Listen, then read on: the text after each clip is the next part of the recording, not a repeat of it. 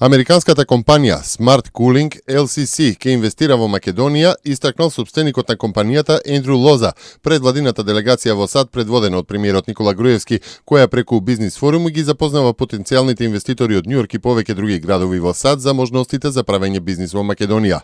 Сопстеникот на Smart Cooling вели дека импресиониран од условите кои ги нуди Македонија за инвестирање и дека најдоцна до почетокот на идната година ќе допатува во Македонија за да ги разгледа можностите за инвестирање. Ние имаме софтвер која намалува потрошувачката на електрична енергија за 10 до 15% месечно.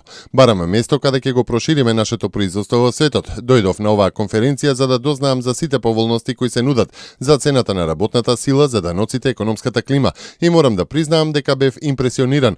Толку импресиониран што ќе допатувам во Македонија до крајот на оваа година или на почетокот на јануари, за да можам да се уверам за сите поволности кои ги нуди земјата, со цел да започнеме производство, додава директорот Лоза. Како што е познато, премиерот Никола Груевски и членовите на владината делегација вчера попладне во Њујорк се обратија на бизнис форумот за презентација на македонските поволности за реализација на странските инвестиции. Денеска на агендата на владината делегација во досните попладневни часови е посетата на бизнис форумот во градот Чикаго.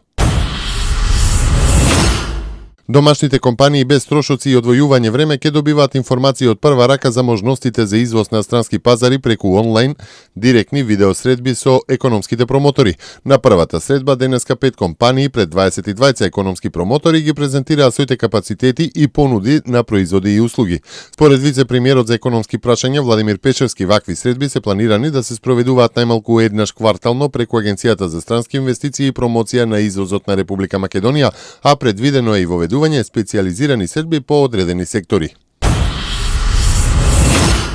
Во општина Виница, во делот на новата индустријска зона, започна со работа новата текстилна компанија. Станува збор за македонско-германска инвестиција која овозможи вработување на 30 текстилни работници, со тенденција за неколку месеци да се вработат уште 100. Пред непол месец во Виница започна изградбата на текстилната фабрика Текспорт од Австрија, во која ќе бидат вработени 200 текстилни работници.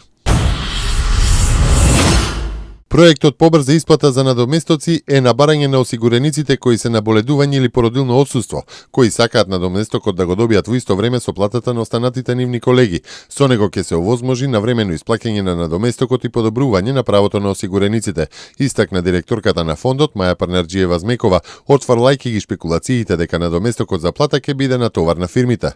Фондот никогаш не размислувал ниту предлагал надоместокот на плата да биде натовар на фирмите како што некој шпекулира. Него разбира мотивот зошто јавноста беше дезинформирана од разни медиуми, но јасна е тенденцијата да се крева неизвестност и неоснована критика за добар проект и добри намери, рече Парнарџиева Змејкова.